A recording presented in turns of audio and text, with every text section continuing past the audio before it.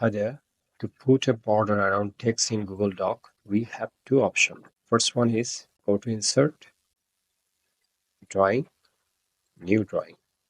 Go to Text Box, draw a text box on canvas, write or put whatever you want to. So I'm going to paste some.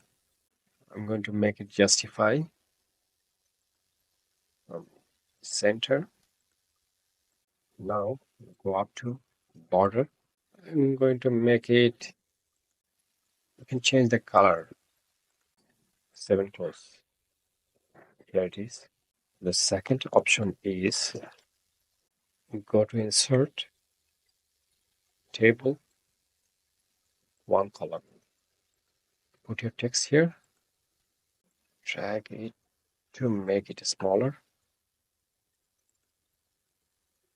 border, and go up to, I'm going to put 6 point.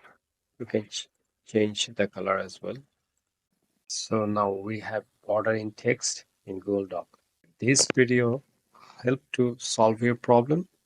If so, please don't forget to subscribe our channel. Thank you. Have a good day.